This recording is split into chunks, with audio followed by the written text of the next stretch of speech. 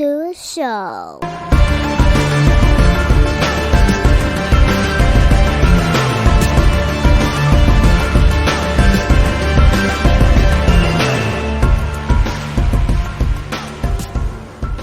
I do a lot of reposting on Instagram, and just as I kind of scroll around and I see videos, techniques, memes that I like, I repost. So this individual, I started reposting. Then he started sending me stuff to repost, making my job a little bit easier, so I didn't have to go hunting down through the algorithm and whatnot. So on this episode of Off the Mats, we're gonna welcome Mr. Moe Borwn. How you doing, Mo? I'm doing good, man. How are you? I'm all right. I'd be a lot better if I knew my internet was working 100%, but we'll get through this. So you're out there in you said Oklahoma City?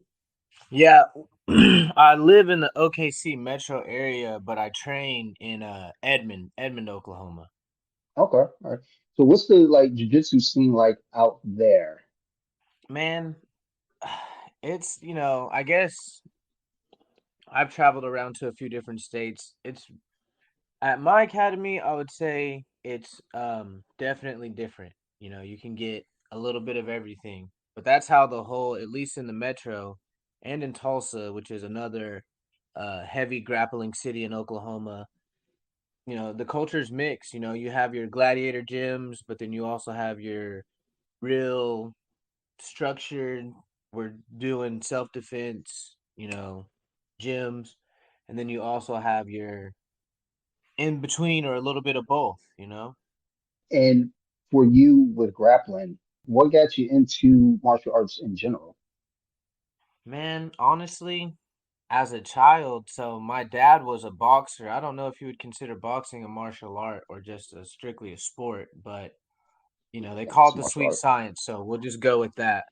Um, my dad was a boxer, and so I was always around boxing, and then I'm gonna say maybe early 2000s, like whenever the UFC started to get really popular, I was introduced to that, but I didn't, grappling at least, some form of it, but I didn't even really get into it, the grappling aspect until um after high school and then realistically after college. And then once I started doing Brazilian Jiu-Jitsu, I don't know, it kind of came kind of clear that to me that was one of the better martial arts compared to the rest of them. But currently that's all I train. Yeah, it's just Brazilian Jiu-Jitsu, man. That's it. All right, cool, cool. I can dig it. With your dad being a boxer and you being introduced to MMA through UFC and just I mean in general with grappling, you know, has your dad ever had any like kind of like comments? I know like a lot of old school cats, Oh yeah, for sure. boxing is what we grew up on. For sure. Like maybe even in the beginning, that's probably what swayed me away from it the most was, just the opinion of not just him, but everybody that was around at the time. Everyone was like just straight boxing. So everyone was like, man, that stuff, saying it was gay and stuff. The normal things you'd probably even hear a little today, even from some of the MMA community, they don't like that, when it goes to the ground. They don't like it. They're like, oh, just stand them up. So Well, things of of that course. nature, definitely. And then yeah, like I said, it persuaded my opinion as well, especially hearing your dad say, oh, no. So that's, I guess it kind of rubbed off. And I was like, yeah, definitely not cool. We're not going to do that. Yeah. We're not going to hold each other down. We're going to box. We're going to throw hands. But that's always kind of been the old school mentality. Is like, if you get into a fight in school, you gotta stand up and box. I remember there's what was the old made for TV Jacksons, the American Dream, the Jacksons, and I think it was probably Jermaine, one of the Jacksons. It wasn't Michael for sure, but I remember one of the brothers got into some shit, and then ended up the dad, Joe, was like, no, y'all got to handle this like men. Put him out in the middle of the street, and just had him standing up like boxing. I remember being a kid watching that, like, yo, like, I mean, why don't somebody just take the other one down? Like, why we just stand up throwing hands like that? Like, boxing, I always joke about boxing is like, yeah, if you want to get some quick CTE, go ahead and do it. But that's the thing, though. Like, I would never doubt about, it's like, I always say the smarter fighter always wins. So even if you're a boxer, and you don't like to grapple. If you can block a takedown, You're still a smarter fighter than the guy trying to force you to the ground. right? Yeah, you probably win, but don't let us get a hold of you. Ain't that the truth? Ain't that the truth, man?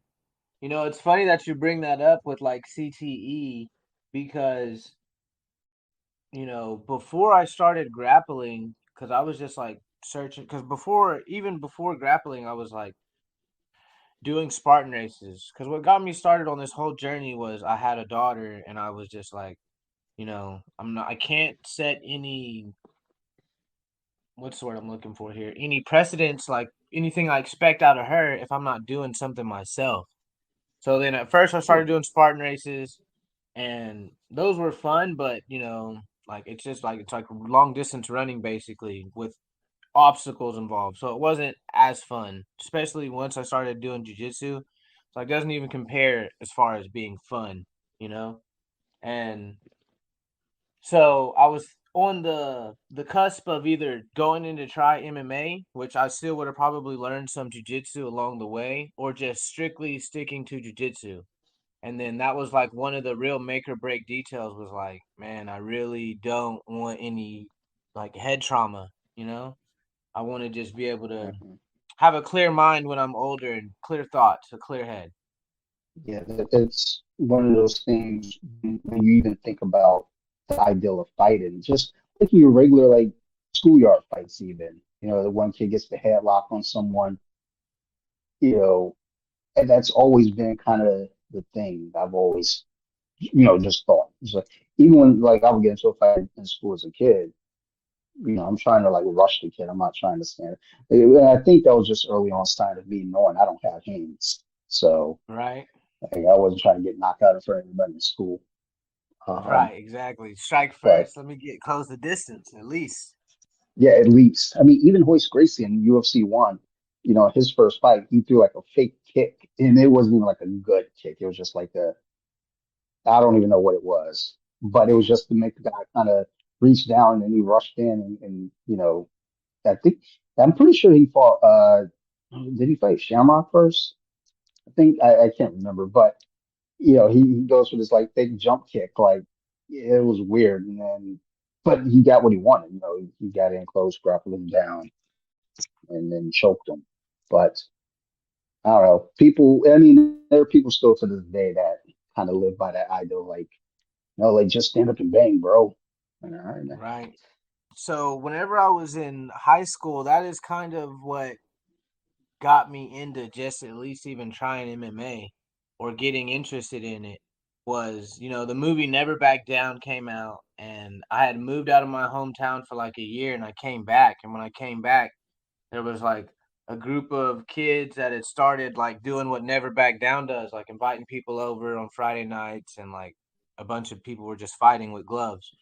And so I was like interested in that. I was like, heck yeah, I'll get out there and box. And they were like, well, it's MMA. And I was like, well, that's fine. Like, in my mind, I was thinking, I'm just not going to let him take me down. Like, I'll just outbox him and keep it on the feet. So, like, the first fight that I had, it was against some kid that wrestled, and he was like really good. And I remember him before I had left, like before I had moved away for a year or two. And we were like the same size, and I was super skinny, he was super skinny, so I didn't think anything of it. And then I remember I hadn't seen him, and they had already like match made the fight. Everyone was like, "Yeah, Mo's back in town. You can fight so and so." And I was like, "All right, cool." In my mind, I'm thinking he's still the same kid from like freshman year, but he definitely was not. He'd been wrestling for a whole 2 years, and he just sculpted him out. And I still wasn't even really worried because I was like, okay, cool. I'll just keep it on the feet. And dude, yeah, it's hard whenever they're really good at taking you down. And then I had no idea what to do. As soon as he got me down and got to the mount, dude, it was just like shell shocked. At that time I had no grappling experience whatsoever. I didn't even know that, you know, in the UFC or MMA, I didn't even know there was like a martial art that was designed for just, you know, the ground. Like jiu-jitsu. I had no Mhm. idea it was even a thing. Yeah, that's the crazy thing about like fights. Like just kind of even that idea. I think most boys grew up with that idea. It's like as soon as we find a set of boxing gloves or something. It's like, oh yo, like let's get together. Remember my buddy, he had only one pair of boxing gloves. So we would flip coins to see who would get the right hand glove because we were all right handed. And then we would all sit around like dummies and box with one glove on. I think eventually we ended up getting a second pair, but by that point, the desire was gone. Nobody really cared. Right. Again, it was just strictly boxing, so it wasn't like MMA gloves or there's no kicking, no grappling whatsoever. But I think that's something most males encounter at some point in their growing up years is some sort of backyard fight league. Not to the extent of like Kimbo Slice and Masvidal and whatnot, but Right. Yeah. still with with the ideal though of that type of fight and like backyard brawl and what have you, it does introduce the ideal of like, hey, there might be a guy out there that can probably take me to the ground and do whatever he wants to do, and I'm not okay with that. Right. And that's what's funny because immediately after that, I was like, I think I'm pretty sure either I Googled or I asked one of my friends who was into MMA. I was like, man, how can you beat a wrestler? And he was like, you got to know Brazilian Jiu Jitsu. And I was like, what is Brazilian Jiu Jitsu? Then he was like, have you ever heard of Anderson Silva? And I was like, no. And then, that's whenever and then once I saw Anderson Silva fight, I think it was when he fought like Travis Lutter and he like had him Mm. held in the triangle and then like made him tap from strikes, but he had him held in the triangle and was like elbowing him in the head. And then Yeah, my I friend remember was like, dude, you see that? That's jujitsu, how he's holding him like that. And I'm like, what? I'm like, man, I gotta freaking learn this. So in the beginning though, literally it was just me and one of my good buddies, and we would just like watch UFC fights, and anytime we would see jujitsu, we would like, rewind and doing it the most difficult way. I guess at the time we didn't think to just Google it. that. Oh, I mean, I think the ideal for Googling jiu-jitsu really like picked up like probably later 2000s, but yeah, I mean, early on, you did what you just understood at the moment, at least. Like, oh, all right, well, let's look at this video. So, like for me, yeah, I had a whole bunch of UFC DVDs, just and got obsessed with just watching those. It's like, all right, like let me go over to the mall, find one that's cheap. Like, oh, I recognize that fight. That's Chuck Liddell. I'll buy this Right, DVD. yeah. Um, but I mean, that's not a bad intro though to jujitsu. Seeing Anderson Silva, though most of his fights were standing up strike and it's that Travis Lutter fight was the one where it's like he actually got pushed. And they're like, all right, I need to do something else with this dude. You got him in that triangle. Right. I think Lutter gassed himself out though too, trying to rush Anderson, but people always forget that that dude's a black belt. Exactly. Um, At least from like when I started, because I've only been training for 5 years, strictly jujitsu at the academy that I go to in Edmond, Redline. And like when I first got there, it really wasn't, 5 years ago, I could even say it wasn't really even as mainstream as it is now, as far as like so many tournament organizations popping up, so many tournaments going on all the time. How much of a spotlight is on ADCC now, which I feel like's been more than ever, And then the at the same time, all that's going on, you got athletes with the opportunity to get paid more now. Like one championship having their like contracts for pro grapplers. And I feel like you same thing soon with ADCC. Like they're gonna brand that for sure. I feel like I'm not 1,000% sure, but it just seems like that's the direction it's heading. yeah, ADCC isn't that going to Fight Pass now? Yeah, exactly, right? Exactly. So it's like it's almost like they're testing the waters, I feel like if this does good, we'll run with this. Which I'm excited about. This isn't a slight at Flow Grappling or anything, but like with Flow Grappling, I think the subscriptions are, yearly based. So, Right. and I can't remember how much it is, but it's a lot. And I'm like, well, look, I love watching grappling. I'm a fan, but I have spells where like I'll sit like with UFC Fight Pass, it's 10 a month. I'll sit down, watch it, and then I might be like, I'm gonna take a little break. And now that they've added jiu-jitsu, I'm on it more now. But it's like, you have those moments where it's like, all right, I want to take a pause and I'll come back. Whereas like with flow grappling, it's like, all right, pay this 150 and you're committed. And if you skip a month or two, we still getting ours, which I mean, there's nothing wrong with that, you're a business, but it's like when you see all the big tournaments popping up there, and it's like, damn, dude, I want to see them, and you just don't have that option. I mean, there's YouTube, you can catch it later, but Right. like I'm a kid that needs to see it live. I want to be part of action with everybody watching and talking about it. I'm right there with you, man. And I feel the same way. And I love flow grappling. My thing is though, it's like you're saying, I wish they did have the availability to pause or, just not to have to pay the whole thing a whole year, all of it up front, the whole year subscription. Because then it's like there is certain times where it's really dry, where it's like, man, it's Yeah. not a lot going on right now. I could be using this for something else or even just more going on in other organizations.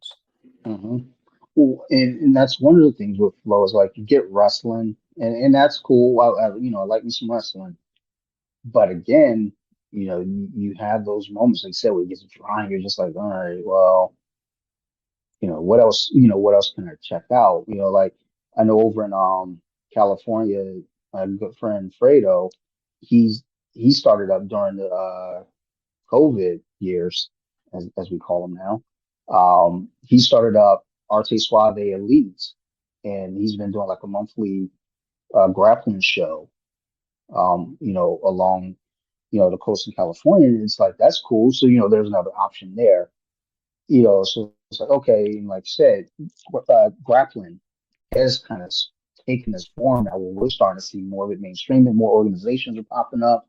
And you just get this feeling of like, well, not everything, flow can't have a monopoly on everything.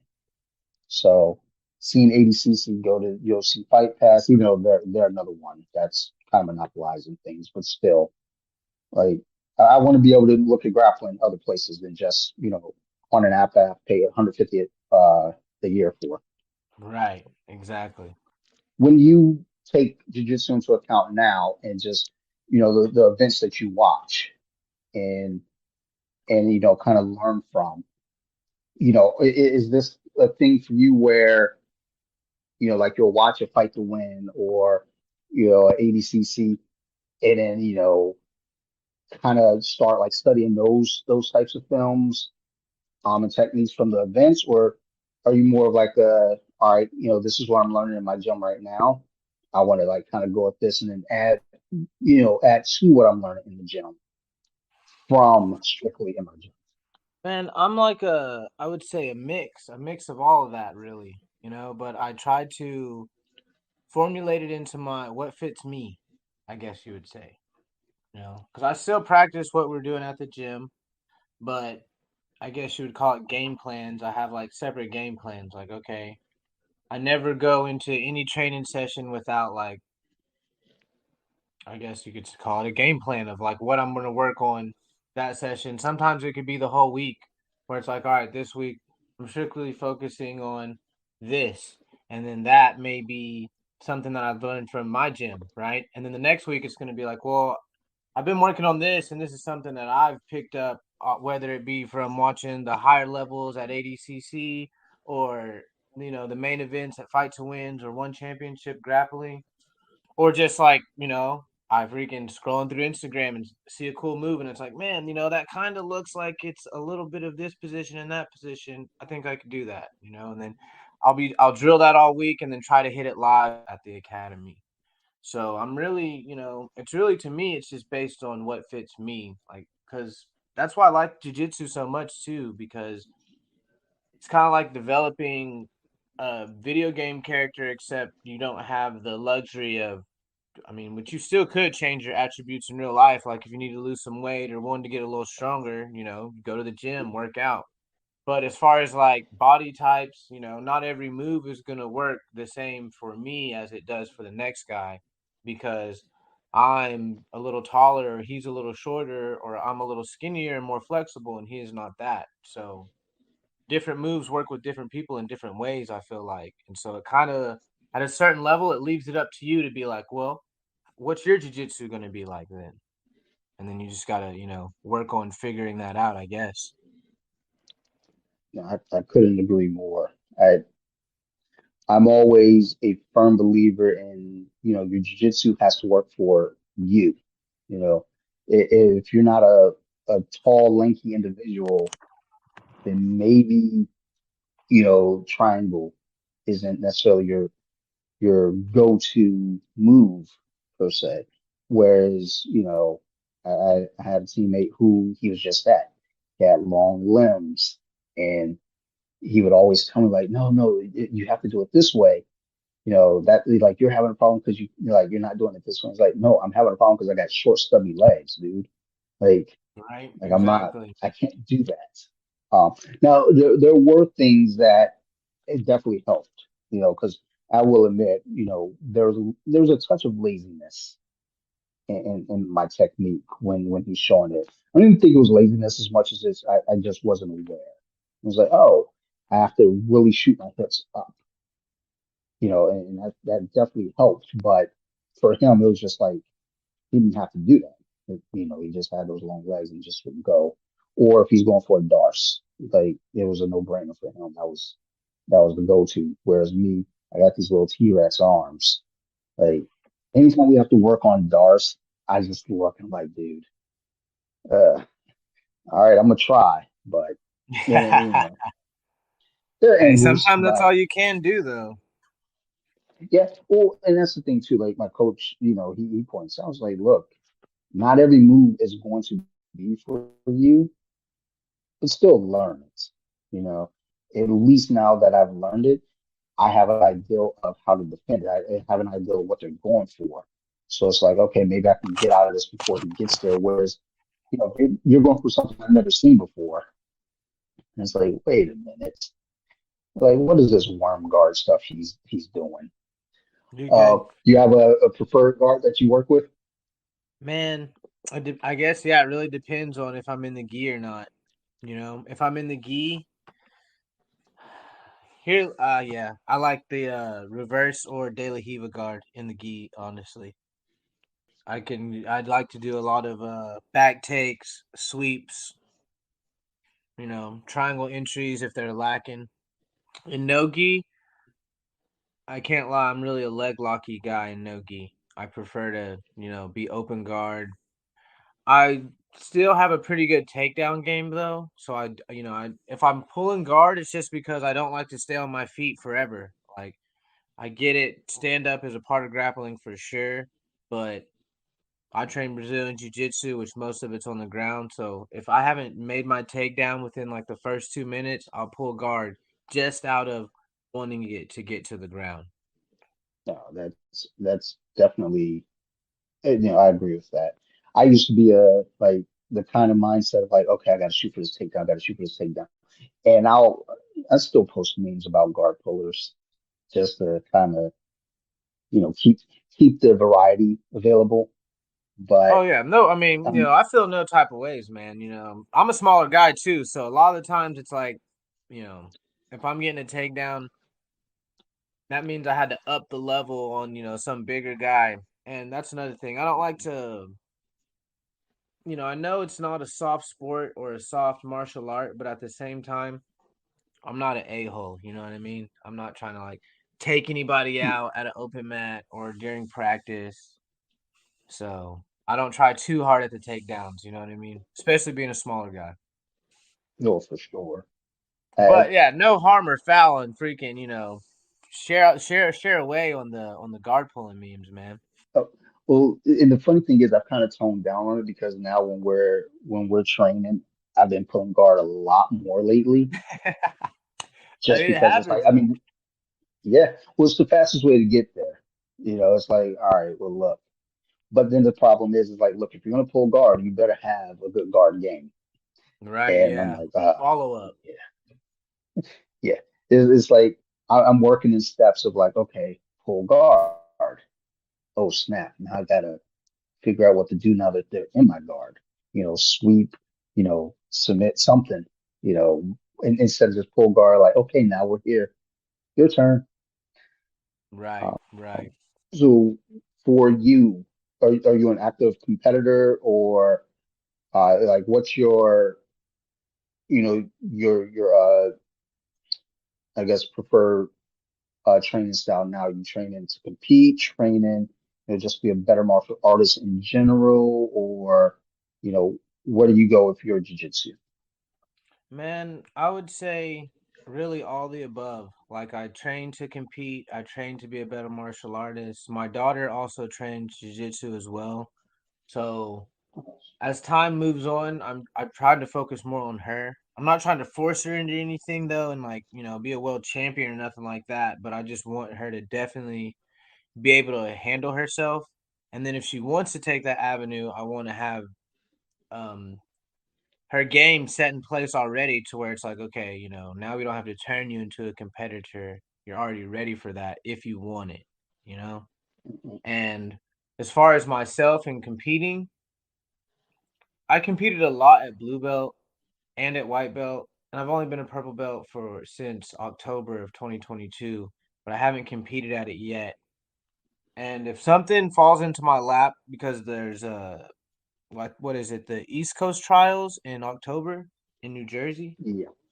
Mhm. Yeah, so I definitely plan on doing that. I haven't done any any high level tournaments like that, I wouldn't say, except for maybe one, and I wouldn't call it super high level. No offense to the organization AGF, American Grappling Federation. They're not, not that they don't have high level competitors, but I wouldn't even compare them close to the competitors that are going to trials and at ADCC championships. No, I get you. I mean, there are levels to grappling. I mean, For sure, without a doubt. so I saw a post um a while back. I can't remember who put it up, but they're basically talking about, you know, anyone who competes, if you call yourself a world champion and you're not doing, the ADCC, tournament and winning there, then he's like, you're not a real world champion. And he's kind of, thumbing his nose at people who, do, IBJJF Masters Worlds and stuff like that. And it's like, I mean, that's high level in itself, you know, and again, if you're doing like your local tournaments, whether it be, a new brood or a good fight or anything, that's not saying those are like, small potatoes. I mean, competition all the same is tough, no matter, what you're doing. Very But, true. there are those levels where it's like, you got Naga, you got grappling industries, you got IBJJF, you got then you got your singles fights where you go to fight to win, things like that. And then there's ADCC, you have all types of different variations, and there are different levels to all of those things because, if you're doing, you know, the ADCC trials, I mean, you're out there with the best of the best of the best, Oh yeah. at that point, so, kudos to you. Thanks, man. And that's like the mindset behind it though, like and that's what just anything I've ever done. If I'm gonna do it, I want to at least do it at the highest level and try. So when it's all said and done, I can't look back and be like, man, I could have done this, or I could have, or I should have, or I would have. It's just, nah, I did. I tried. I got in there a few times, And beyond that, though, we'll see, That's what I'll say. We'll see. But I'm just going to bring a whole nother level. That's all I do now. Oh, good. Yeah, I mean, that's the important thing is that you recognize that, you see that in yourself, you see that as part of your game. It's like, I mean, if you're not grappling to improve, to get better, then it's like, then what are you doing? Why are you there? Right. Exactly. That's almost like with Um, anything though, I feel like, if you're not doing it to make you better, like what, why how is it going to help you? How is it going to help you grow? How is it going to help you proceed in life? True. Like you said, you're doing well, like as you're saying, like grappling is far more fun than running. I think anyone that says running is fun is part sociopath. I think. Um, like even if there's an obstacle course, it's still not fucking fun. There's no fun in running. It's like Yeah, man. running was that thing that our football coaches made us do when we messed up. Yeah, it's a It's like, punishment. It's a punishment. like I think anyone that wakes up in the morning and says to themselves at 5:30 a.m., you know what? I think I'm gonna go for a jog, around the lake. It's like, yeah, you're a different breed of lunatic. But again, my hat's off to them because I ain't gonna do it. Right. Like, Props to them. You're stronger than I am at that aspect, at least.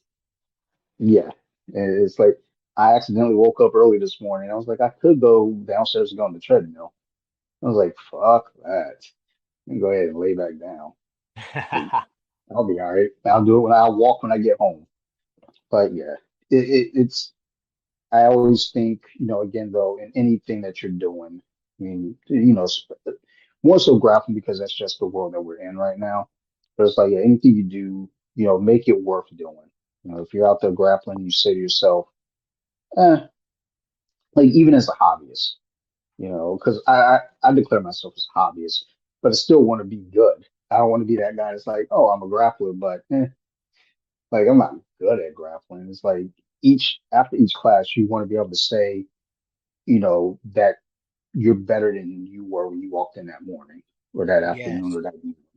Hell yeah. Definitely. Um, And that makes me think about something else.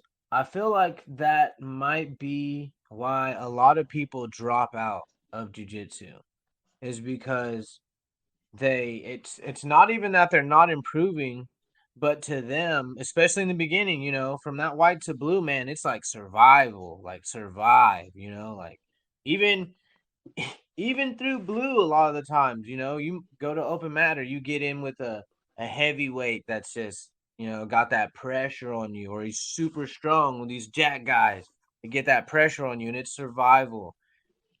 A lot of people don't make it through that. They got a couple days of survival in them, and then maybe like 3 days of survival in a row. And that fourth day, they're like, man, I'm tired of surviving. Like, I'm good on that. well, it's like those guys that, you'll get your trial guy that comes in and they've never grappled before or something, and then you get mounts and they tap because they're not even sure what's going on. They're, Right. they're claustrophobic.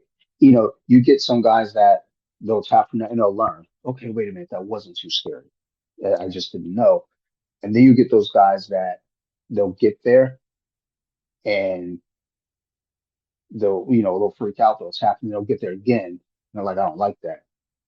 And then it turns into like, you know what, I'm gonna finish this trial out for the week, but like I'm not signing up, Right. because jiu-jitsu's hard, you know.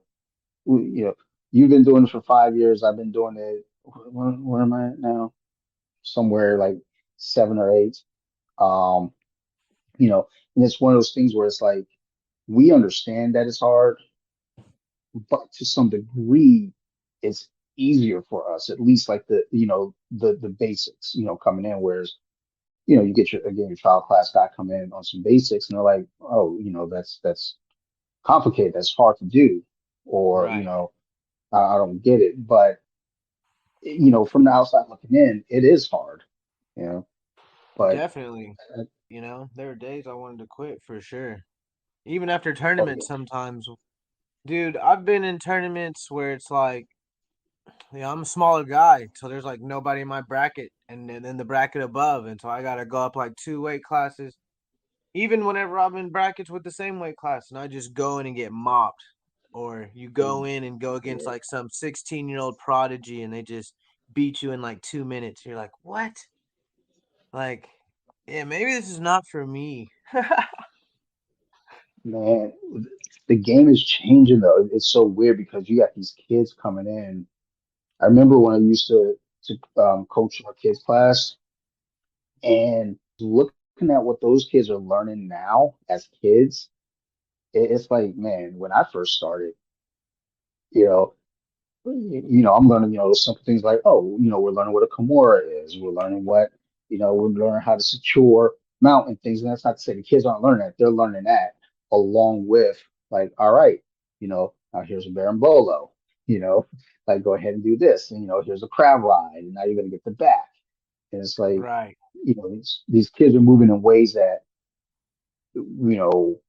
we couldn't even begin to imagine years ago. Whereas now it's almost kind of like that's just part of the game now for them. They walk in the door, it's like, all right, here you go. Like, we're gonna go right into X guard. It's like, oh, so we just want to teach them that right at the gate? Because Right. Right from the jump. when when I started, I was still trying to figure out what close guard was, and it's like, oh, that's pretty simple, is it? Because it didn't seem it. But these kids now, they're jumping right into the crazy guards. And that makes me think, or at least wonder, if it's, you get that talk about, well, is it a martial art or is it a sport? And is that because think about it. To me personally, I would not use a lot of those moves on the street if I was trying to, quote unquote martial art self defense.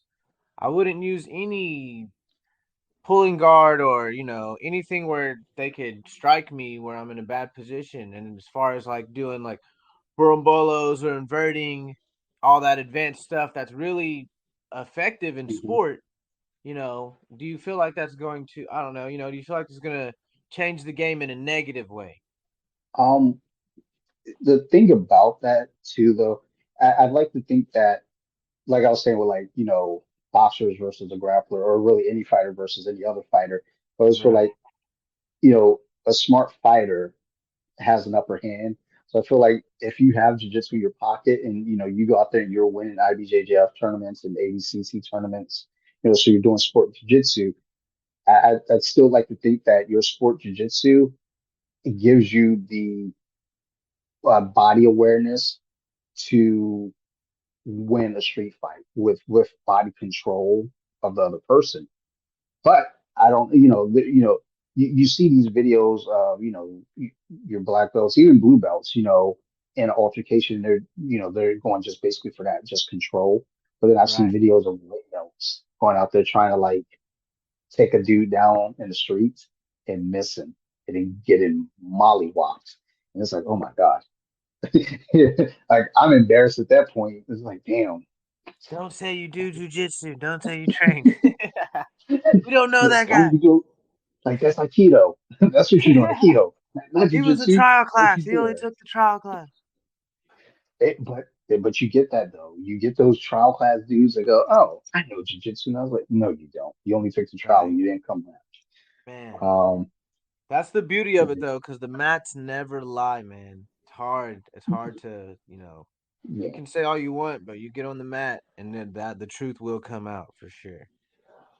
yeah. I mean, there, like the fake black belts who, it's like, yeah, I'm a black belt, and you get out there on the mat, it's like, Dude, that reminds me mm. of a very funny story. And I think that, yeah, this happened like last year. We had a black belt come into our academy and he didn't tell anybody, but his black belt, I believe it was, I want to say it was judo, but I don't think it was judo because his takedowns were just not threatening whatsoever, like not even a little bit.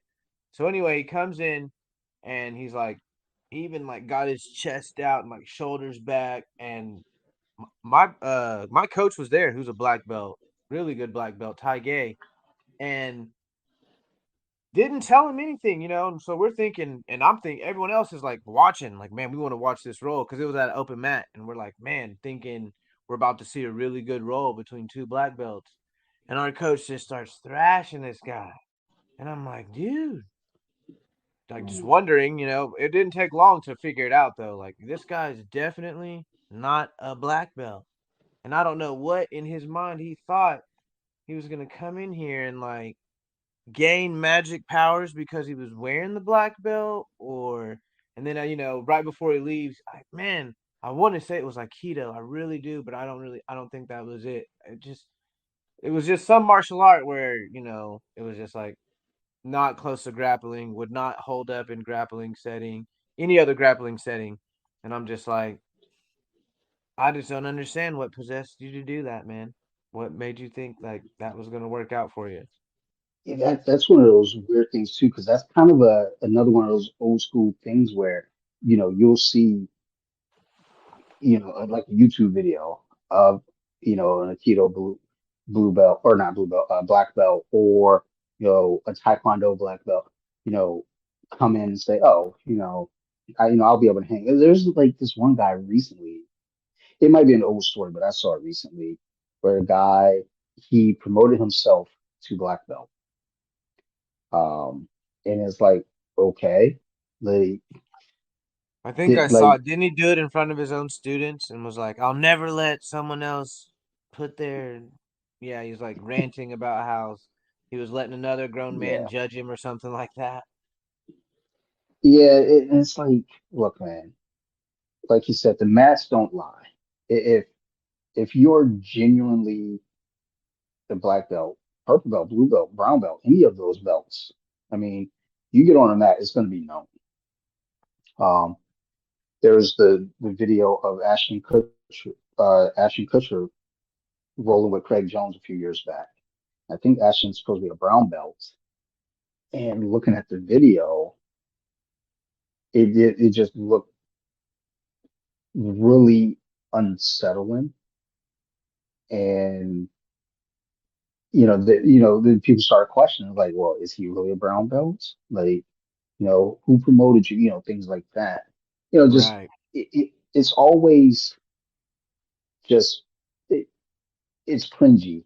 When you see someone at a certain belt level and they're rolling, and it's like, especially if it's a higher belt, and it's like, ooh, I don't. Are you sure? Like, so I think, like, even now, the newest news, Demi Lovato is a purple belt, and there are a lot of people questioning. It was like, oh, she's still training, like, well, she's holding up the purple belt, and it's like people are like, well, look at her nails. You're not training with nails like that. And I don't know, it could have just been, you know, a day she put on, some fake nails, and it's like getting dolled up for the day, and stop by and got promoted. I don't know, but I like celebrity training. Um, I just hope that it's not one of those things though where it's like, oh, well, there's a celebrity give him a belt. Like Tom Hardy, he's getting out Right. there doing tournaments and winning Competing. gold. And Yes, dude. Exactly. I love to see that. but I wonder I, if Keanu Reeves is any good. I've seen him training jujitsu, and I don't know if he just did it for John Wick or if he's like a hobbyist or at least a practitioner. You know what I mean? I think he's been training for a while though, Keanu Reeves. Um, like, cause I remember like when the Matrix came out, I think that was kind of the talk that he just loves martial arts in general. Nice, Him and Robert Downey Jr. actually. I don't think he does jujitsu, but he's into martial arts just as a whole.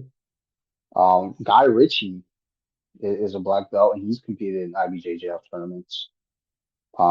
Maynard from Tool, he's, yeah, either dude. still a brown belt or Listen to black belt this. now, I believe. Listen to this. Listen to this, bro. This is crazy right here. So right now, Maynard is opening. He just had the grand opening yesterday of Verde Valley Jiu Jitsu in Arizona, and my coach Ty Gay is there doing all the opening for him, and they're an affiliate school of Redline Jiu Jitsu here in Oklahoma, bro.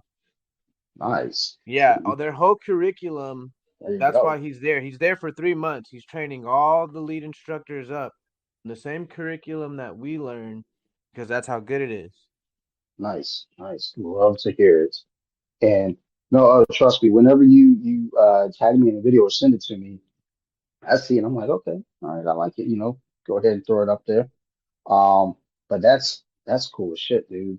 Um, and as we go into the celebrities, we bring up Maynard, and lo and behold, coaches out there. Dude, yeah, So right now you could literally look him up on Instagram, Ty Gay, just Tygay, and you'll see on his story, he's up there right now, man. It's pretty awesome. Like I'm hoping, and I don't know how public it would be because, it's even right now when they did that grand opening, they had to have like not Secret Service, but some pretty tight security because there's some freaking crazy fans Maynard has, dude. It's insane. oh yeah, Like I see why he's not in a big city, but he's in a smaller little knit suburb. It's like an hour away from yeah. Sedona. I mean But that's yeah, cool. And so man. like that dude, he's into all types of things. I mean, first of all, he's in a fucking rock band. I think he has like Right, dude? he makes wine. He does jujitsu. Now he's opening a jujitsu school. That Yeah. like that's really fucking cool.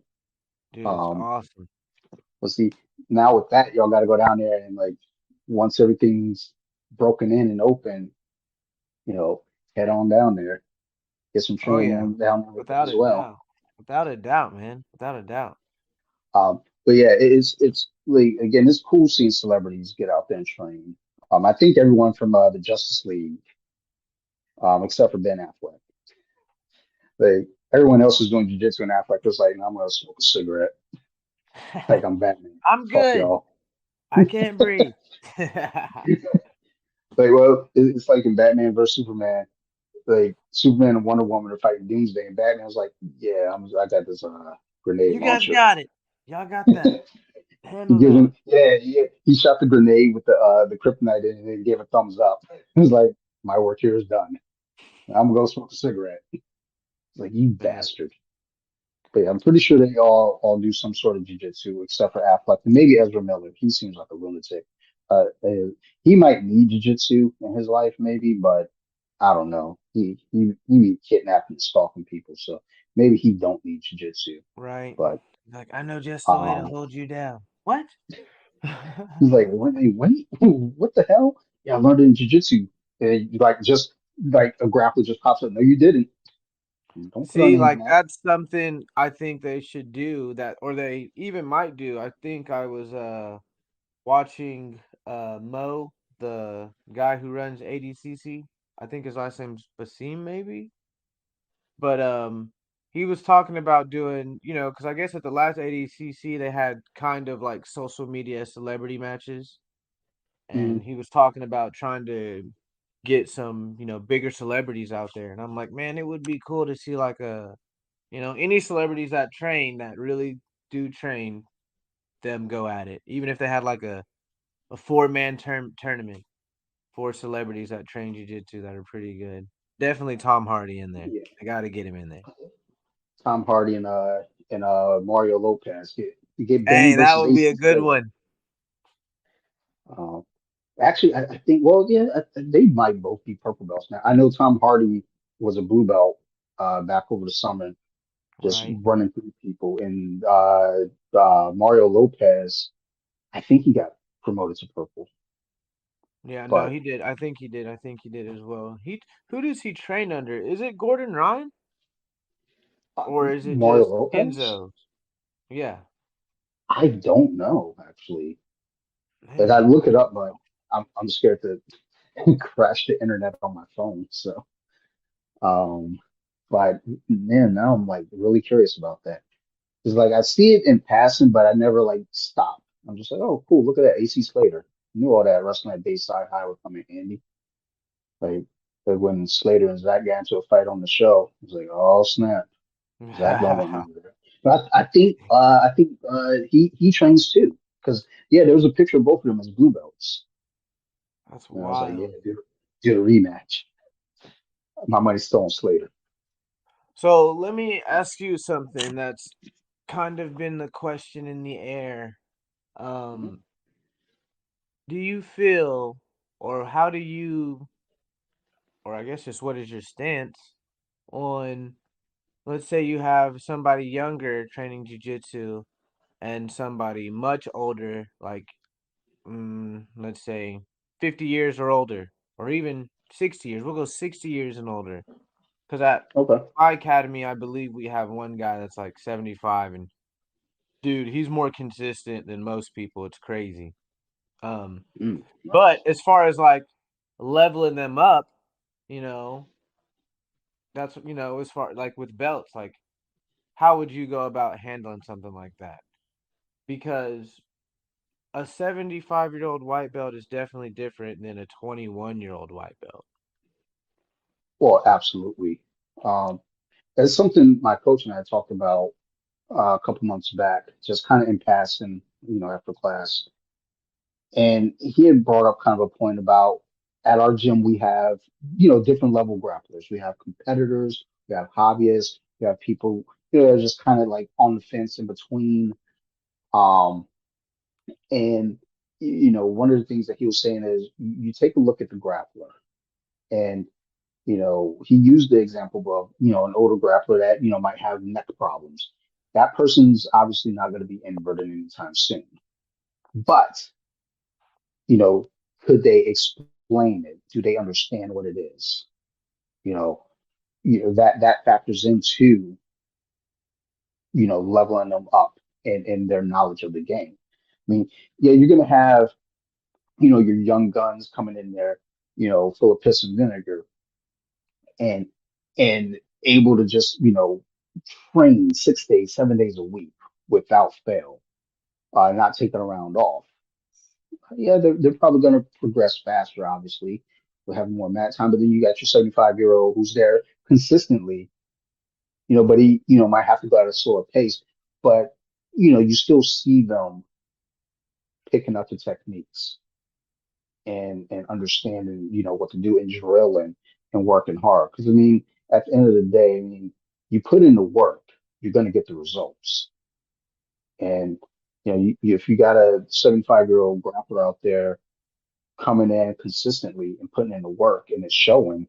I mean, he may not be able to, square up with, a 21-year-old white belt, if they're both white belts, he might have some physical disadvantages, but you'd also imagine that someone with that much, life experience would have a better understanding of just different leverages and body positioning and just wisdom in general.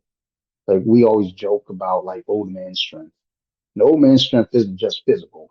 That's also a mental thing too. Right. You know, Like when to use it. oh, yeah, yeah. It's like, you got your young kids that they're like gun, gun, gun, gun, gun, Dude, go. like And all the they time. Yeah. Oh yeah. I mean, and I was that dude. I was that dude at 30, 37 when I was it 37? Yeah, I think I started at 37, something like that. I don't know. But like I was that dude because I was like coming off of basketball and football, I worked out all the time. I came in, jacked and just ready to fucking rip heads off. And I'm just gunning and going and going and going. And then one day it clicked in my hands like, yo, you're gonna burn out. You can't keep, gunning at people like this. And you got your 75-year-old grapplers. It actually that is kind of a point there too, because I roll with the chief of police and he's an older gentleman, and he would let me fly at him with all of the strength, all of the speed, all the athleticism. Then he wrist locked me. That's why I hate wrist locks so much because that dude, and it wasn't just like it was like I would say like in a 5 minute roll, he hit me with like a wrist lock a minute. It's almost like he was playing with his food. He knew it was like, look, this dude is fast, he's strong, he's athletic, but he's a dummy. He's got punk wrist, these punk ass wrists. I got him locked. So, um, but yeah, when you look at that older grappler though, you definitely factor in what you know what they've absorbed and are they able to at least have an understanding of what it is. Because again, they may not be able to invert, but do they have an understanding of it? And even if they can't fully do a Granby, can they manipulate the move in a way to get where they need to be? Right. I definitely feel that, man. like for you, when you're grappling with anyone, um, whether it be, one of the younger cats or older cats, on the mat, um, is there like I guess I should kind of, I guess, steer this question as well when it comes to belt rank as well. Because with you being at purple, if you're going up, let's say against a newer blue belt, is there, a touch of ego there where it's like, I'm not gonna let this blue belt tap me, it's like you might be working, but it's like, yeah, I'm gonna let you work, but I'm not gonna let you work enough to get that tap. Or you, the type of teammate, it's like, look, you earned it, you got it, you know. I'm not gonna let you choke me out in class, like unconscious. Right. Man, realistically, I match your energy, right? And if I know you, like for instance, let's say I go to an open mat and you're a blue belt, I'm going to be passive defensive. So I'm going to let you work, but I'm not going to compromise it. Like I'm not going to let you hold me in side control. You might pass for a second and then I'll recover or create a wedge or, just put a stop to your pass for a Okay. certain amount of time, right? Because I'll constantly look at the clock. I'll give you 2 minutes of that. And then at the third minute mark, for that whole third minute, I'll usually turn it up for the whole third minute. No matter who I'm rolling with or what level they are, I will try hard as I can. Not hard, but just at a higher level, I would say 75% for a minute. I look at the clock, sometimes it might be over a minute, but it's never full on the whole round based off of that, depending on the the actions or the response I got from whoever I'm rolling with, because like if it's a white belt, sometimes it's overwhelming, and they're like, "Whoa!" And then you feel them shell up, and you're like, "All right, let me dial it down and let them work a little bit, or just work on their escapes a little."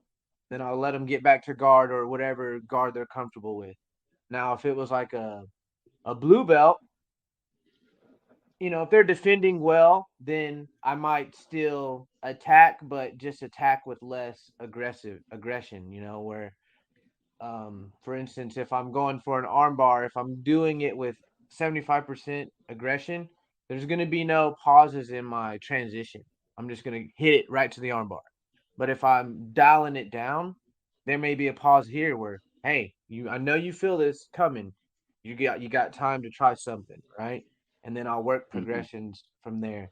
Now I can't lie, if it's a higher belt, I am not passive aggressive or passive defensive. I'm just straight defensive. I'm not really trying to give you much. Just because in my experience with especially higher belts that I don't know, like open mats, because I do a lot of open mats because earlier when I said I'm a competitor, you got to pay for a lot of tournaments, and I don't like doing that. Like I'll do super fights all day if they're hitting me up. Hey man, will you come do the fight to win or whatever it may be? Yeah, because you're not gonna ask me to pay you money, and then if I do well, and then tickets do well, you'll pay me. Cool, we can do that. But as far as like tournaments, right now, at least this year, I've taken a step back from that for that reason.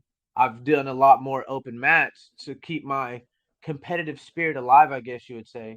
So when I'm with higher belts, man, that don't know me, especially when you have the purple belt or any colored belt, it's like a target on your back, kind of.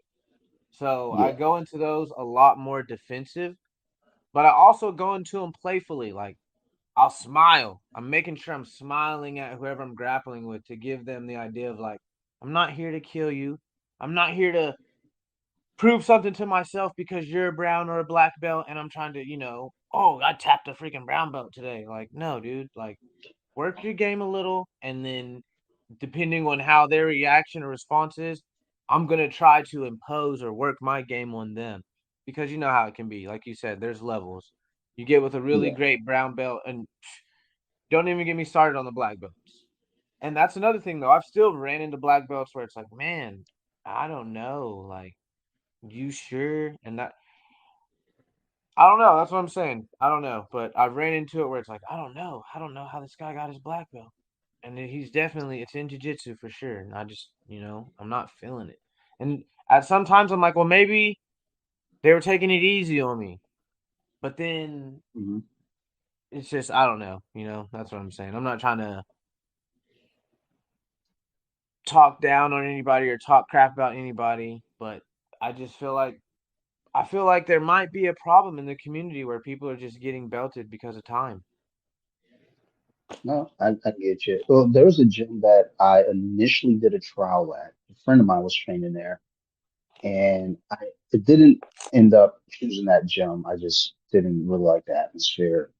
It didn't feel like it was right for me. When my buddy had told me about it later on, he was like, basically, yeah, if you're there for 2 years, just off attendance alone, you're going to get, bumped up to blue belt. Now that's blue belt. I don't know, what it would be, going into purple, brown, black belt. But, you know, someone recently asked me, about that, what are my feelings on, promotions based off of attendance. And it's like, I mean, I honestly don't have a whole lot to say so because I'm, not a black belt. I don't have any power to promote anybody. But if I'm at a gym that's just kind of handing them out that way, I don't know that I would feel completely comfortable unless you're showing up all the time and you are putting in the work. You're in and you show that you can put the work back out and show that you learned. You're retaining what you learned. Then yeah, I mean obviously you earned it. But if it's just like okay, they show up to class, but then they're taking rounds off, um, they're showing up late, they're goofing off, but you still bump them up. It's like, you know, are they really there learning jujitsu though at that point? Right. Exactly. Exactly. But I know I got kind of Um, off the topic, man, of how I take my roles, but that's how I take them, dude. And I just match energies, man. I really just match energies. Like even with people at my academy, they know I match energies, so like sometimes they might come into the role. Realistically, with all the higher belts at my academy, the roles start out kind of flowy, and then by yeah, minute 2 or 3 of a 5 or 6 minute round, it's pretty high level. yeah. I mean, there's that filling out phase, and then you're like, okay, like when you're like, hey, let's go into a flow, and then you start getting that feel. It's like, all right, we're going from 40%. All right, let's go up to 60. All right, cool, Yeah. 60. All right, let's move to 75, and then 75 turns into 90. The next thing you know, somebody's snoring. Oh shit. Dude, literally, and see, sometimes I guess I need to think about it more because we have a lot of wrestling is really big in this state in Oklahoma, and so we get a lot of wrestlers, and there's a younger cat that goes to my academy, and like I said, I let people work, and I made the mistake of letting him have my back, which he's done it before, but he sunk in a pretty good rear naked choke on me, and I'm telling you, I almost was put to. He's a white belt too, but he still has his whole life of experience from wrestling, so and he's Yeah. on his way up. But even without that said, I just let myself get caught too deep in a strangle, and I'm telling you, the wrestlers they have that like 0 to 100. If he once they get the lock, they're boom. And so as soon as he Oh got the yeah. full lockup, man, it was just full squeeze, and I had about 3 seconds, and I was about to pass out. I was like, "What?" And he was like, "Dude, I swear I almost choked you out." And I was like, "You did, man. You freaking literally almost did." Shout out Cohen. Be happy to hear that later. But Um, yeah, there are those guys that are just, mainly wrestlers, but just, you just have some guys that are just they're built for grappling. I have one teammate, he he's a really nice guy. He's built like a fucking Viking though. When I roll with him, it's just yeah, I pride myself on being able to survive. I can manage. I can get through. And this dude just, like, he makes me question myself. It's like, man, if I were in a real life or death situation, well, if it's with this dude especially, I'm probably gonna die. I gotta figure my life out now. I gotta get better. Like, he forces me to get better. So I appreciate that. But that's what your teammates should be there for, though. Your teammates should be there to make you better and you to make them better as well. So, you know, it's a family thing. Exactly, man. And we stress that at the academy I train at. And I feel like a lot of places really don't stress that if you're not getting better, then I'm not getting better. I feel like it's and sometimes depending the environment, that's needed. Like if you want to be the best, you really have to be a little selfish. You know, you don't want to Yeah, you're not trying to train with the guy who's number 5 if you're number 2 and you're trying to be number 1. You're going to be probably if it was me, I'd be trying to train with the guy who's number 1, straight yeah. up. So, Well, with that being said, at my academy, we really I would say guess I'm not going to guess. We pride ourselves in giving both avenues. We're like, yeah, if you want to be competitive, we can do that.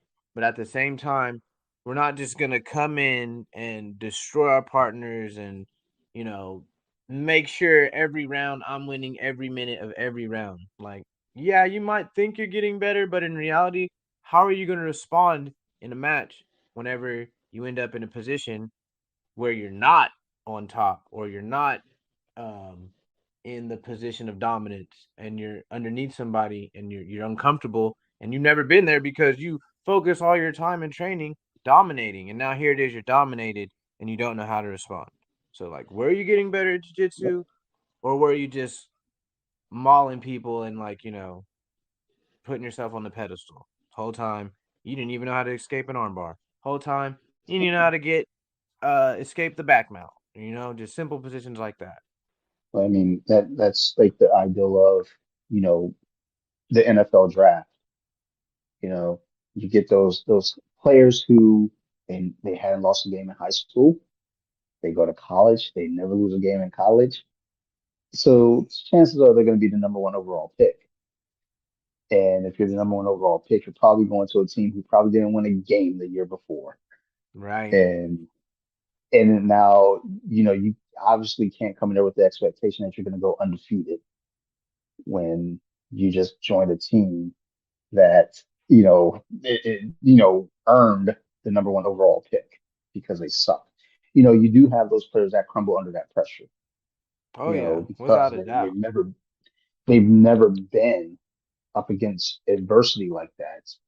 So, then there are players that show up and they're like, okay, this is just another challenge, and they turn their teams around. Like So, Joe Burrow, you know, yep, Joe Burrow, Trevor Lawrence. Pat I mean, hell, Mahomes. even that, um, yeah, Mahomes for sure. Dude, because when he came into That Kansas City, they were like the trashiest team the league running years in a row. Maybe well, Browns was the only team worse than them. the Kansas City had some weird years because there was a point right before Mahomes, not exactly right before Mahomes got there, but kind of in those late 2000s into the early teens of the 2000s, they would start off well enough, but they never finished good. You know, it was always weird because it's like there was always that one missing piece, and you can obviously tell it was the quarterback because they had Alex Smith at quarterback, and it's like, yeah, you were a number one overall pick, sure, we get that, but I mean, not just because you're number one overall doesn't exactly mean that you were the best choice. I mean, Right? Jamarcus I mean, it's Russell, been a wash so many times, the number one overall pick. yeah, I mean, and that's what I'm saying. Is like when Detroit, because I'm a Lions fan, when they had the number Ah, one I'm so pick, sorry. I used hey to be a man, Lions fan though. I swear. I could even I'll after this, I'm gonna send you a picture of it. I still have my Detroit Lions hoodie because I just stopped being a when Matt Stafford won that Super Bowl with the Rams. I was mad. hmm I was mad. I'm like, bro, come on, Lions. First year gone, man. Come on, Detroit. Come on. Look what y'all had. that's Look what we got. Look what we had. see, but It that's the hurt me, thing man. though. He went to a team that had the cake baked. He was the icing that they needed, and True. and You're not I kind of lying. went to that made the point though, because at Thanksgiving, and I have this argument every Thanksgiving with my brother-in-law because he goes like, Jake, Stafford's your boy. And it's like, I don't have anyone that I'm attached to in the league. I'm a realist. So it's like if the Lions are losing on Thanksgiving, which they always do, I'm not looking at just the quarterback. Right. I'm looking at like, well, the quarterback didn't, the quarterback didn't miss that tackle. The quarterback didn't drop that pass. The quarterback didn't, fumble running up the middle. Yes, the quarterback's the leader of that team, but the quarterback isn't the only one on that team. That's why I don't like the narrative whenever we talk about like quarterbacks being great in their win-loss record, because we don't talk about offensive linemen's win-loss record. We don't Right. talk about, Deion Sanders, we don't talk about his win-loss record. He was a cornerback, it's like we don't talk about that. We don't talk about but we end up talking about Dan Marino, one of the greatest to ever play, ever won a Super Bowl. It's like, okay, there was a bunch of dudes on that team that didn't win a Super Bowl. You know, Barry Sanders never won a Super Bowl. There are a bunch of guys on that team that never won a Super Bowl. But and I guess Barry's kind of a bad example because he's a running back. But Detroit, I always got to do it. But when Stafford left, there's a bittersweet moment for me because it's like he was a good dude to Detroit, to the city of Detroit. For sure. And, it's like, look, I'm happy to see this dude win, but that just goes to show that we did not build around this dude. We didn't like there are pieces in place, but there weren't consistent pieces in place. We had Megatron. Exactly. You know, Exactly. he had one of the greatest receivers in the history. But then they couldn't put a run game together for him. They couldn't put an O line together to support that run game. Then they started getting a defense when they got in Dominican Sue. And it's like, oh man, like, all right, here we go. We're moving. They had Jim Caldwell, their coach. Then they Yes. fired him and brought in Matt That's where they Patricia. And messed it's like, up, really, man. That's where they messed oh up. yeah. Getting rid I of the mean, coach like that. Man. they had the momentum. He was 9-7. They fired him. They bring in Matt Patricia, and it's like, oh no, we suck again. I You know, know, horrible. And I was mad when they fired him, but I still had a little bit of hope with Patricia because he came from the Patriots. So I was like, all right, well, yes. maybe they'll make something happen. But Yeah, no. that they started picking up, former Patriots, in free agency. I was like, all right, so they're trying to be New England of the Midwest. All right, let's see what they do. And they did nothing with it. And I don't know. I with Coach Campbell there, I get excited because he's the kind of coach that he lets those players know that he believes in them, he loves them, and he wants them to be the best that they can be. And you know, I used to always have this saying about football. There are three teams specifically that we could talk about with great coaches over a long period of time in the modern era. That's New England with Belichick, Baltimore with Harbaugh, and Pittsburgh with Tomlin. And these three teams, when they go out there to play, and Andy Reid, I always forget about Andy Reid, but with one team, you got these three coaches with, just they've been with these teams. And when they go out, there's no, hey guys, let's go out there and do our best. These teams go out there and there's an expectation to win. And with Detroit, there was always that attitude. It seemed like, I don't know, I'm not in the locker room, but you always got this feeling when they lose. It was just like, man, I hope we win or I hope we get better next week. It's like, no, you don't fucking hope you get better. You fucking go out there and get better. You do better. Don't hope to do it. Just go out there and fucking do it, dude. And when they Oh brought yeah. in Coach Campbell, you got a lot of that attitude with those players. You saw those players hustling, you saw them grinded, but they're also having fun. Like when you see Jamal Williams, this dude got cut by Green Bay, and it was like, oh, he's washed up. He's not worth keeping on the team. Meanwhile, he goes to Detroit and breaks, the rushing touchdown record, you know, that Barry Sanders used to hold in Detroit. I think he had 17 touchdowns this year or something like that. You know, and it's like, oh, maybe he's not washed up.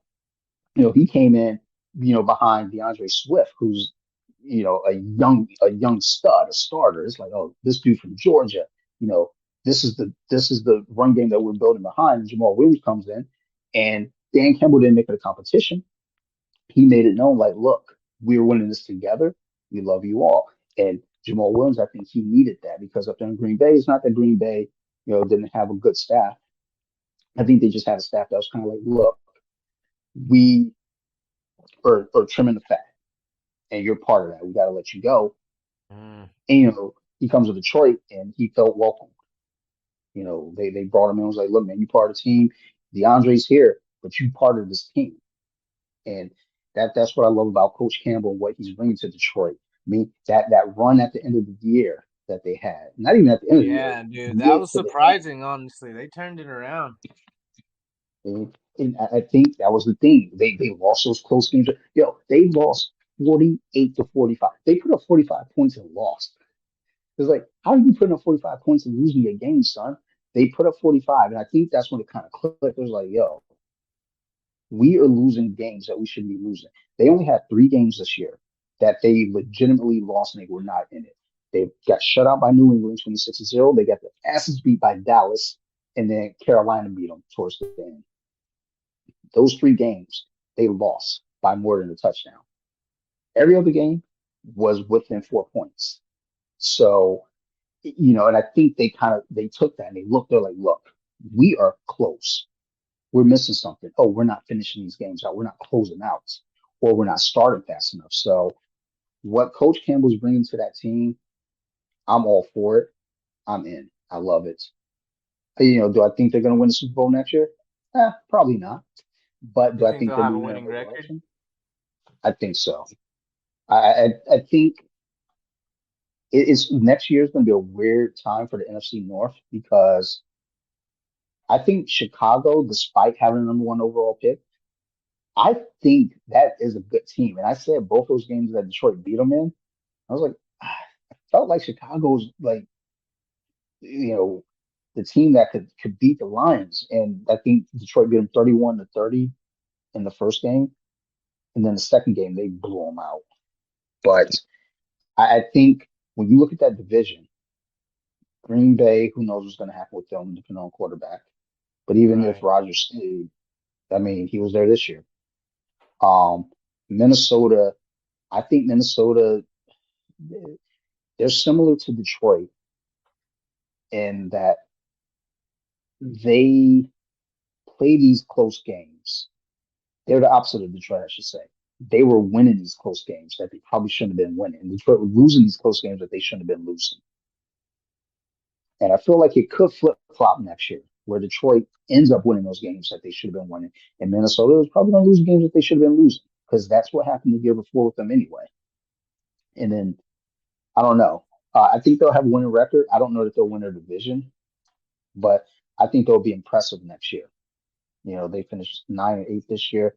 I I think it's fair to say they could win 10, maybe 11 next year, realistically, if they keep that momentum going.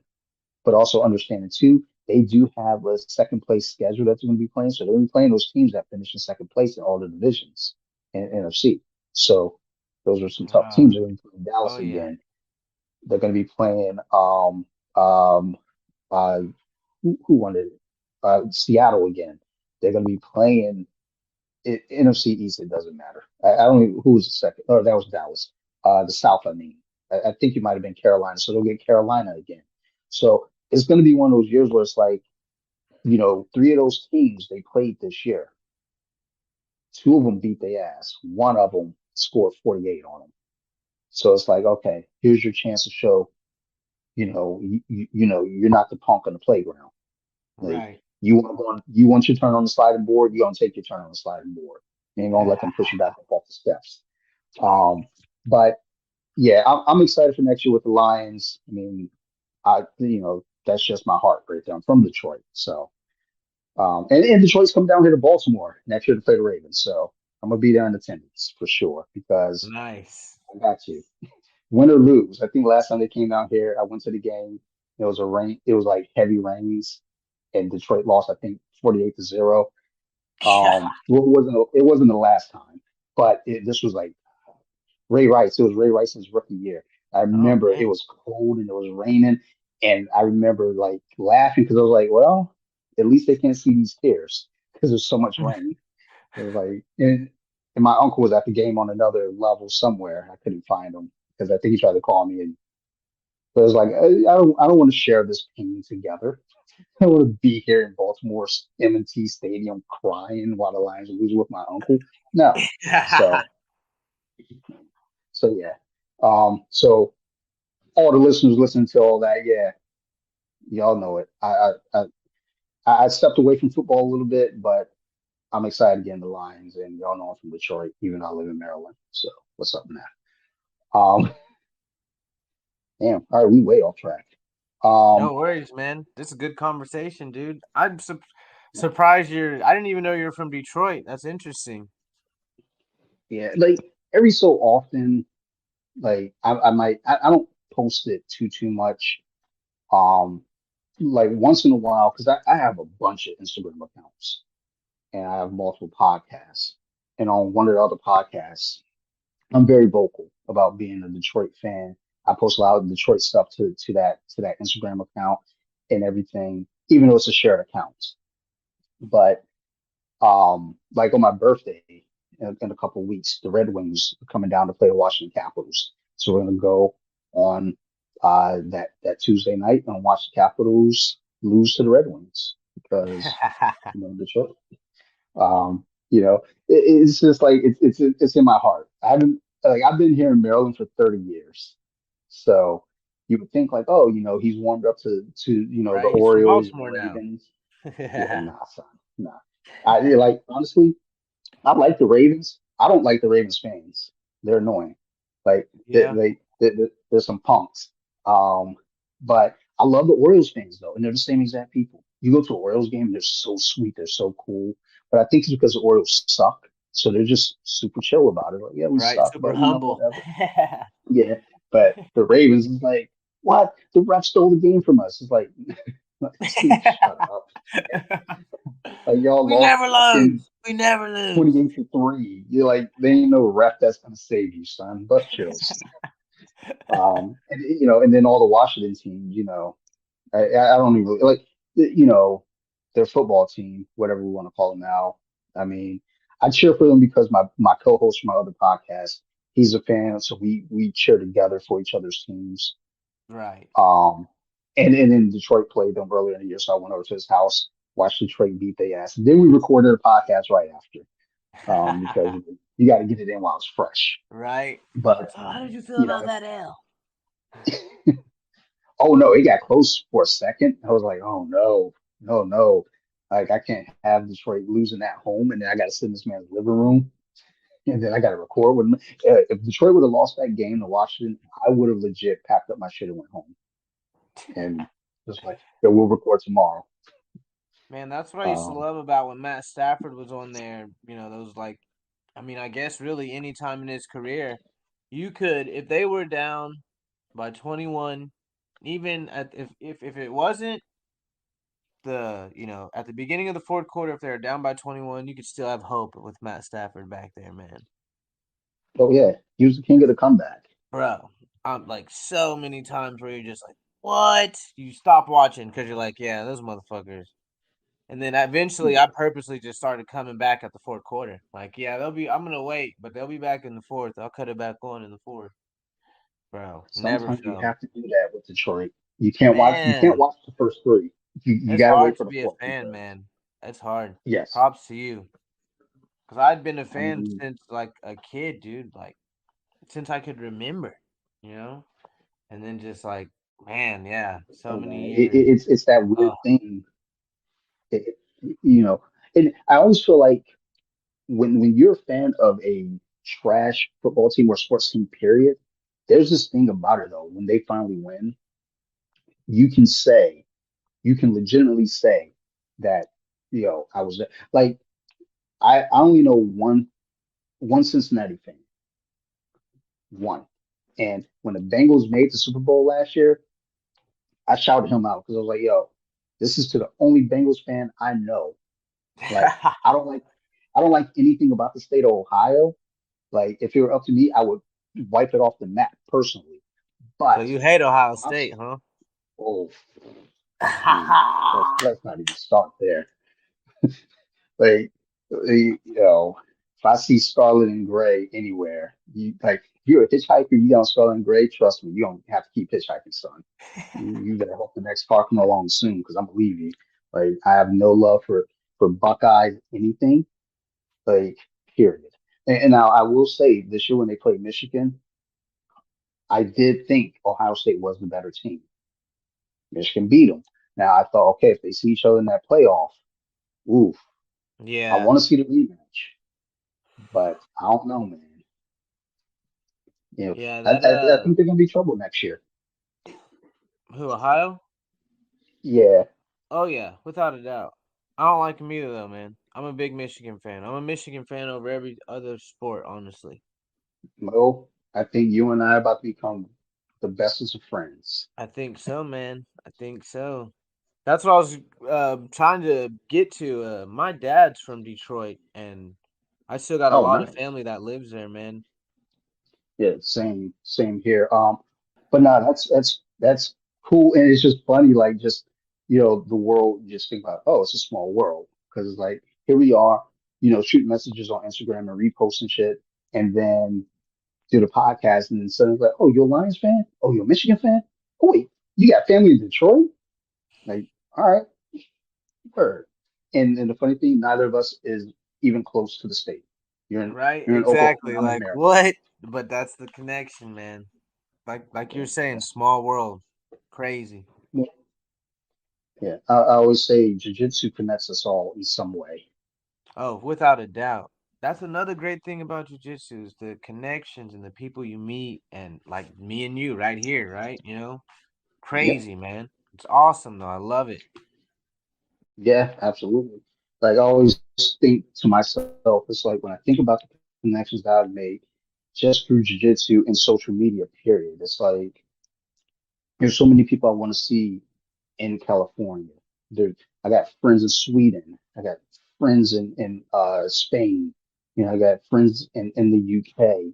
It's like friends down in Georgia. It's like like I look all around, it's like, oh my God, like I can go on a cross country trip and run into someone to train with, and that's that jujitsu connection. Of all places, Arkansas. I got friends down there. It's like, oh my God, Arkansas. Like I just watched a movie the other day called Arkansas, and I looked, I was like, oh my God, that place looks like somewhere people go to die. But I still got people there, and I would love to visit them. Yeah, I get But told to stay out of you know, Arkansas, it man. it doesn't feel like the place that I don't feel like it's a place that I want to be personally. But um, let's see here, real quick before we get out of here. Do you have a jiu-jitsu bucket list? Yes and no. Like I have never written anything down, but off the top of my head, yeah. All right, give me three things off that bucket list, off top. If you have three things, Yeah, yeah, I got three things. Um win ADCC trials, win ADCC, get my black belt, love it. That that's the straight line right there, straight line to victory, and right? and straight line to the black belt. I like it. Love to hear it. All right, Mo, this has been a great time, dude. Yeah, Like man. we definitely got to do this again. Without a doubt, man, I enjoyed it. It was a good time. For sure, for sure. No, yeah, we'll definitely record again. Hopefully my internet will actually be working like legitimately and I can do like the real legit setup. But With the video, yeah, yeah. Because at cool. the very least, like I have like, video up, ring lights, my microphone's going. Right now I'm using my Bluetooth earpiece and I don't even know what it's gonna sound like on the other end. So we'll see. We'll see when I put this out. Before we get out of here, you got any shout outs or mentions you want to drop? Man, of course, you already know. First, Redline Jiu Jitsu, Edmond, Oklahoma. If you're around the area, OKC Metro, come through. We're more than welcoming. Also, Ty Gay, my professor, coach, awesome dude, heart of freaking gold. If it wasn't for him, I would have never met you. I would have never met anybody I've ever met, anyone I've ever taught anything to. None of that would ever happen. any connection I've ever had, because he's got so many connections through him, whether it's working for people or helping people out doing stuff, and then other connections. None of that would happen without him. Shout out to him for sure. That's it, man. Um, Nice. and thank you for the support. Thank you for listening. Thank you just in general. If y'all got any questions, concerns, criticisms, always feel free to reach out to me on Instagram. You can find me at bjj.wiki, or you can find me at Off the Mats Podcast as well. Um, I got a bunch of other Instagram accounts, but the main ones are those two. You know, if you're into horror movies, feel free to go check out So You Like Horror. All the words separated by underscores. They have a podcast as well. We're going to be talking about movies, horror movies by the decade, and Leprechaun, since March is coming up, and that Leprechaun episode is going to drop on St. Patrick's Day. So be ready for that. Also, if you like beer, you like to hear guys talk about beer and review it, go check out my other show, Compton Beer Club. We're also on Instagram. We're not professionals, so don't come there thinking, oh, these guys are, they know what they're talking. No, we don't. We just, drink a little bit of beer, we give a score, we judge it, and we talk about football. So, if you're all into that kind of thing, cool. Shout out to Steve over there as well, my co-host. And also, last shout out, Nerd Rage Radio. Bobby, Joe, Chris, Marilyn, Phil, Ricky Ticky, all you cats. Love you all. That's where I got my start with podcasting. And it's the first time I think I've done 3 straight podcast shout outs at the end. So go check those things out. And like I said, reach out to me with any questions, concerns, criticisms. Otherwise, you guys keep listening to the show. I'm going to keep making them. Thank you, everyone, and bye.